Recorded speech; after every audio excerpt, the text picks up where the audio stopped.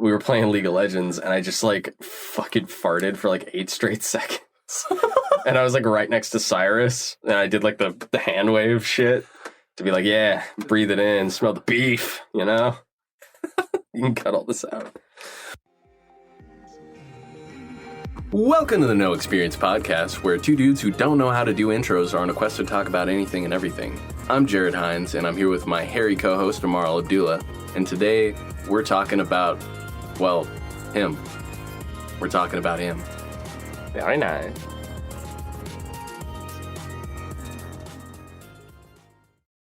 Ladies and gentlemen, hailing from Nampa, Idaho, 5 foot 11 inches, weighing in at 175 pounds, we're going to be talking about Ammar Al-Abdullah.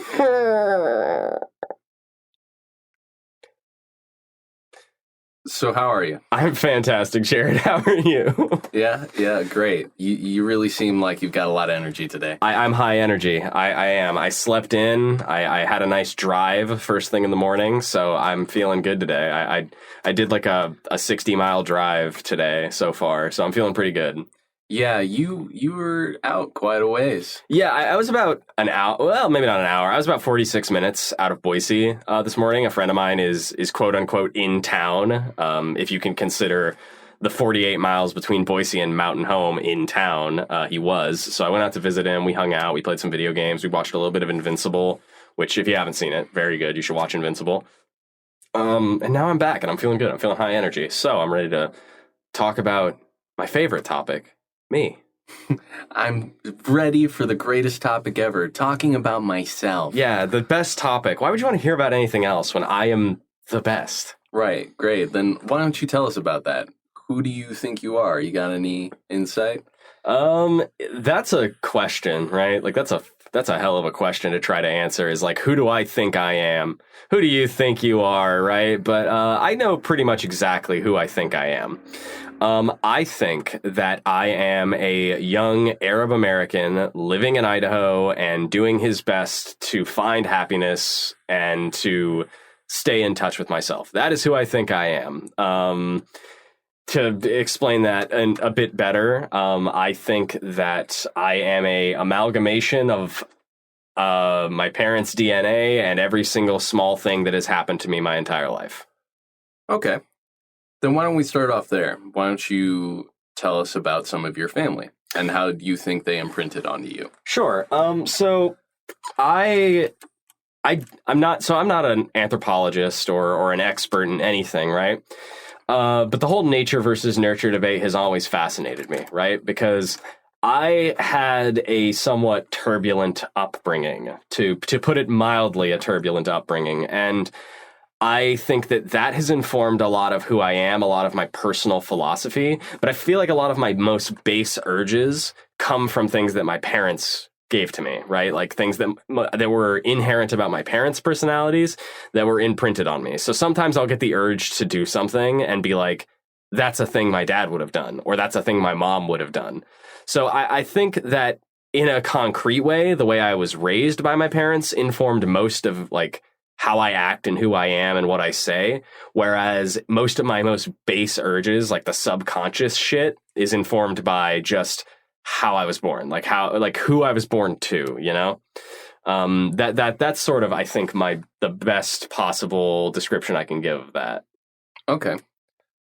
What specific environmental influences do you think affected you, though?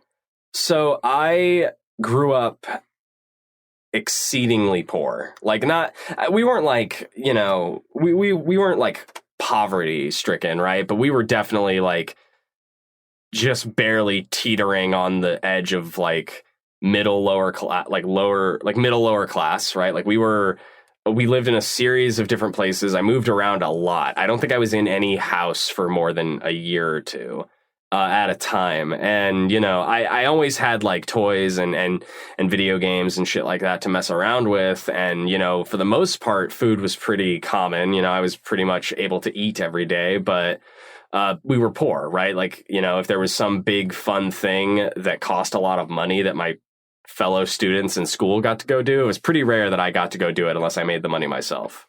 Yeah, stuff like school trips to Italy and shit in high school. Yeah, I didn't get to do anything like that. Yeah. Why don't we just jump right into what your philosophies are? My philosophies. So I'm a Buddhist. I'm something of a philosophical Buddhist more than anything. I believe in a lot of the teachings of the great philosopher Gautama Buddha, and I think the most baseline philosophy that I picked up from my time, reading Buddha's teachings and learning about him and talking to the monks at the local temples here where we live, is I've learned that the most important thing you can do is let go of things, learn to forgive, learn to forget. And that's something that I personally have had to take really to heart, because I've had a lot of really fucked up shit happen in my life, a lot of terrible things people have done to me, right?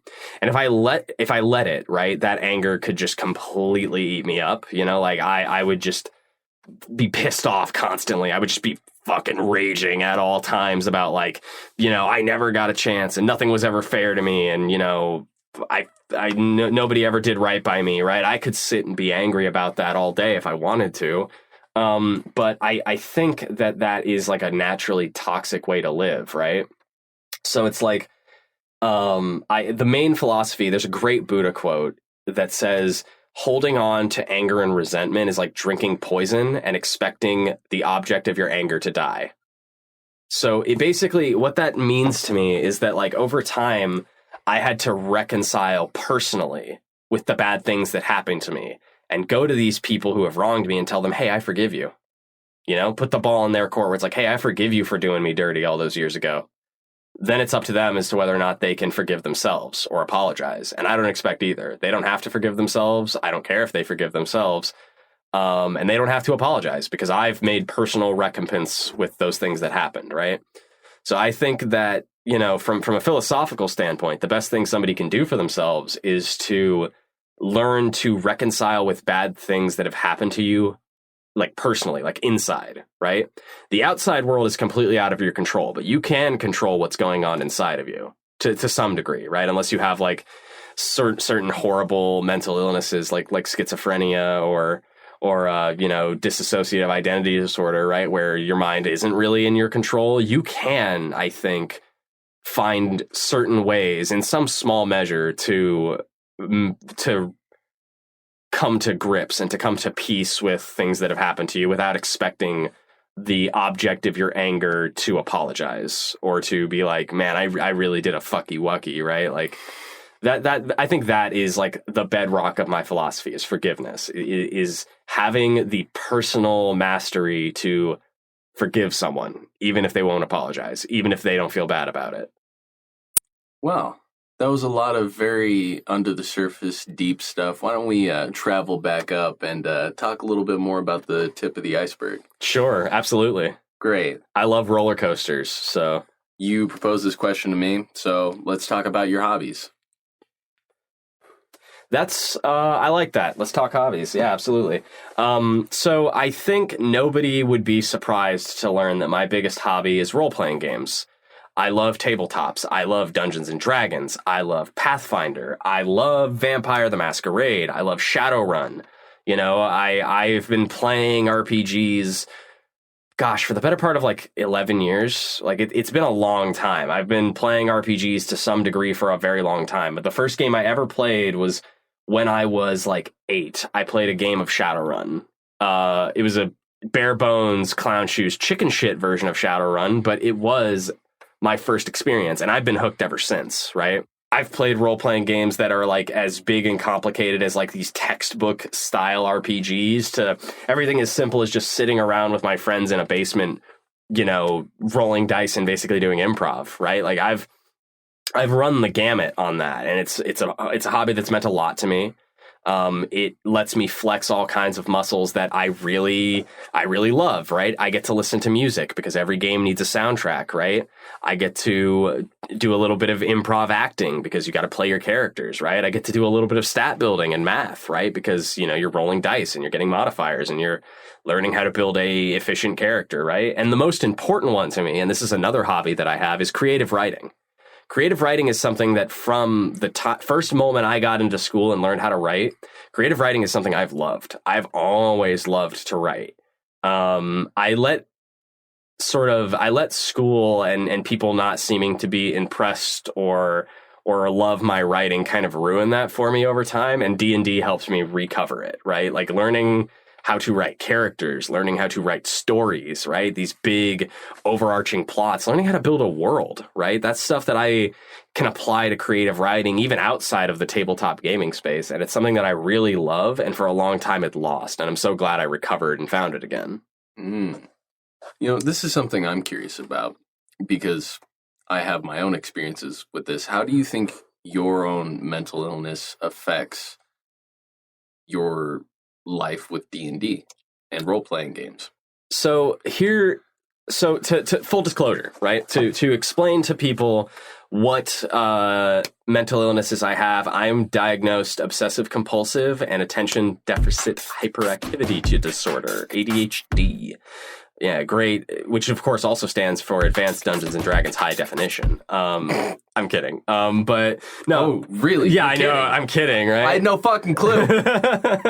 No, but I think that my mental illness has affected my life in a number of ways, right? The reason that I began to stop creative writing as much, and the reason I kind of let that slip from my fingers was because, you know, the OCD makes it so simultaneously none of my work is ever good enough. And the ADHD makes it harder to focus, which means that it's this weird negative feedback loop where it's like, I can't focus on it, therefore my work is bad, therefore I can't focus on it, right?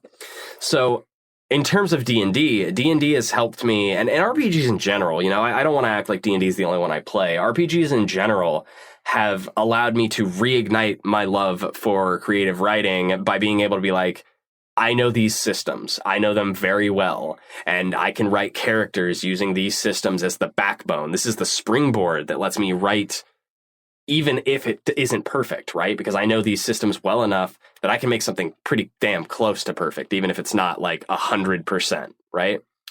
So I think really, rather than my mental illness affecting D&D, I think it's the other way around. I think RPGs have affected my mental illness in a positive way. At least, you know, that's what I think through my whatever sense of self-understanding I have as far as that's concerned. That's dope. I'm not qualified to say what the fuck is happening there. Well, we're not qualified. Because that's the bit of the podcast. That's the whole gig. Yeah, that's the idea. We don't know anything, right? We are not qualified to tell you shit about shit. But yeah, that's dope. What do you think your isms are? My isms? Yeah. What are your Ammarisms? Oh, like I guess I'm confused about the question. Like, when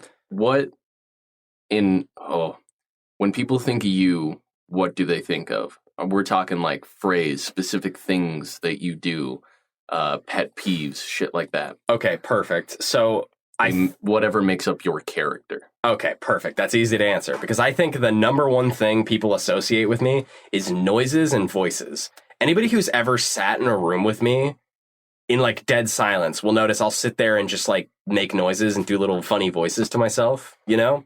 Even if no one is listening, even if no one is paying any attention to me, I'll just be sitting there like, you know? Like I'll just sit there making little fun fucking noises because they make me laugh, right? And, you know, I'm secure enough in myself at this point to be like, I don't care if this is making anybody else laugh. I think it's funny. So I think that's like the main one is making like voices and doing little noises, doing impressions and shit. More so than that, I have had a series of catchphrases. Like, I don't know why this is. I don't know why I do this, but I like latch on to different phrases that I like and I say them constantly for like a month before I find a different phrase I like. So Jared was in high school with me. I'm a little bit of a story time. So Jared was in high school with me, so he might remember this. During my junior year of high school, I had no less than like 5 catchphrases that I would say. You know, the first one I ever did was I would call everything spicy. Yeah. I'd say, ooh, that's spicy. You know, like I don't know what it was, but I just liked spicy as an adjective to describe anything and everything positive, right? Like anything that is good is spicy. Anything that's bad is not spicy or mild, right? So I'd sit there and I'd be like, oh, spicy, right? And then that devolved, that timbre of speaking where it's like, ooh, spicy, that devolved into me saying, yes, dude. In high school, all the time, anytime somebody would tell me something they were excited about, I'd be like, yes, dude, yes, very good. It was just, I pick up catchphrases, right? More recently, I think one of the ones that you did a lot in high school too was very cool Kanye. Yes, very cool Kanye. Yeah, because I love Kanye West. That's another thing that's an Ammarism is I'm a big fan of Kanye West. His music, right? His personality I don't really care about because it's art from the artist, right? But yeah, no. So I picked up recently I kept saying that I'm gonna lace my penis with razor blades, stick it into an orifice and spin, which is a quote I picked up from a prank call video that came out a decade ago, where a guy called up a hardware store and kept asking if they would help him get glue to lace his penis with razor blades, stick it into an orifice, and spin. And I thought that shit was the funniest thing ever. So for a week or two, I would just, anytime somebody asked me anything, I'd be like, yeah, that's interesting. But have you ever laced your penis with razor blades, stuck it into an orifice, and spun? Because it was just funny to me. I pick up little phrases. I pick up catchphrases. I like them. It was really fucking annoying. Oh, yeah, it absolutely was. They couldn't stop me. They couldn't stop me doing this shit. Okay. What are your role models, or what have been your role models through the years? Role models. Whew. Here's the thing. I have a weird relationship with the idea of role models, right? Because I think generally that role models tend to make people focus less on how to improve themselves and focus more on copying somebody else. So my role models have always been the type of people who were just their own unique person, right? In whatever regard that means, right? A good example I always give people is George Carlin, right? George Carlin was a comedian. He was a very good comedian. He's one of the greats, right? And anybody who ever wants to do the stand-up game could learn a lot just by watching him. And the man was weird. His type of comedy was strange because it was very it was all observational humor, but it was all very philosophical and very clearly had a weird everything is stupid, nothing matters bent to it, which is not something I agree with. I don't think that everything is stupid. I don't think that nothing matters. But the way that he would hold on to that philosophy and really punch with it and use that as his sword and shield with which he would say everything and defend himself from anything else, I was like, that's very good. And I think anybody else, any other person I've seen or met who has that type of personality, I think is my role model. I think the closest person to me in life who did that was I had a band director back in junior high school who got me into music for the first time, playing music. I always listened to music and shit, but he got me into playing it for the first time. And I remember he was such a weird dude. He would just he's like me. He would pick up catchphrases and he would he would yell in class and shout about playing the guitar and reading sheet music and all sorts of stuff. And I was like, this is a weird guy, but he's very much somebody that I admire. So those are my role models, are people who are their own unique person and completely unashamed of it. Okay. What are some things about yourself that you think you stole from other people? That I think I stole from other people? Mm-hmm. Literally everything. No, I'm kidding. I think stuff that I stole. Well, obviously, the phrases that I'll often say, those generally are not shit that I just come up with on my own, right? I think spicy is one that, I just came up with while I was sitting around and liked the way that it sounded. But generally speaking, I just pick up on what other people are doing. I'm something of a mimic, I tend to hear things that people say and I'm like, ooh, I like that, and mimic it, right? Okay, then how about more specific? What's something about yourself that's important to you that you think that you stole from somebody else? That I stole from somebody else. I can tell you exactly. So my stepfather, he had this tidbit he always used to say to me growing up. Anytime I looked sad or really dejected and I was kicking rocks and looking at the ground or whatever, he'd come over to me and be like, there's no Hershey bar on the floor. There's nothing on the ground for you. Keep your head up high. And I really liked that. And I use that philosophy myself. Anytime I'm talking to somebody, and they're really down in the dumps and they're looking at their feet, I tell them the same thing. I'm like, yeah, dude, there's no Hershey bar on the floor. There's nothing down there for you.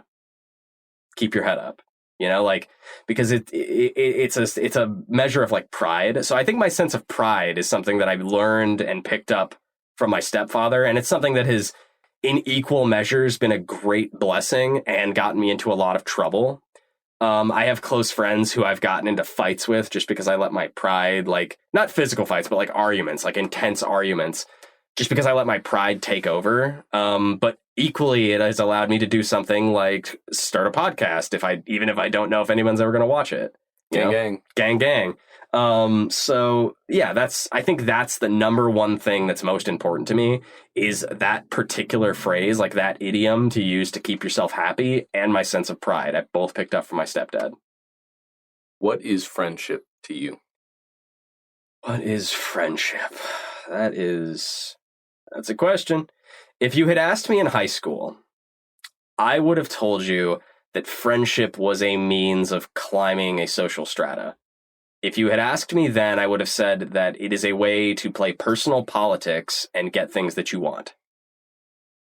I've grown a lot since then and come around on the idea that friendship, really what it is it's a way to defeat the all-consuming struggle that every person has, which is loneliness, right? Like, we're social animals, right? Humans are a bunch of monkeys minus fur, right? And we're social, and we like to be in groups, and we like to have other people around us.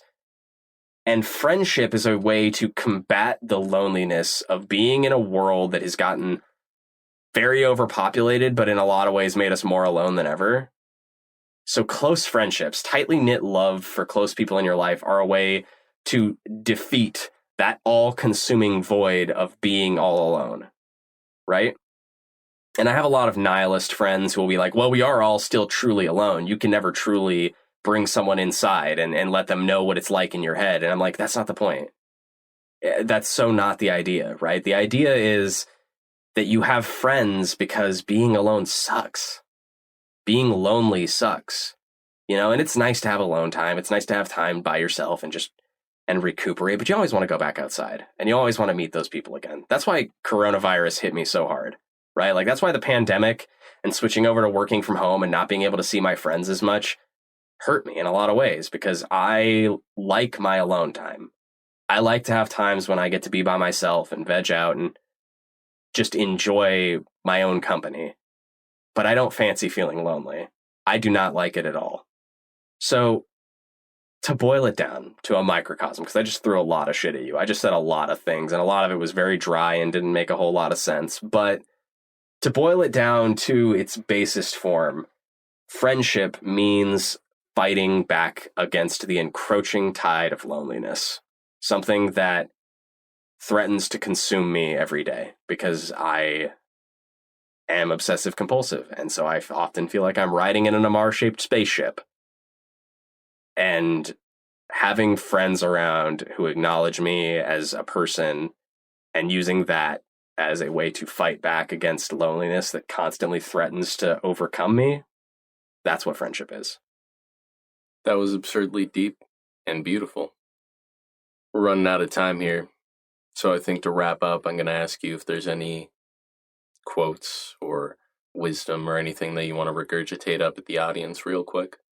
Regurgitate. So I guess my parting, there's a lot of stuff that has gone on in my life that we didn't really get into, like abuse, alcohol abuse, like alcoholism, sexual abuse. There's a lot of stuff that I didn't talk about that is important.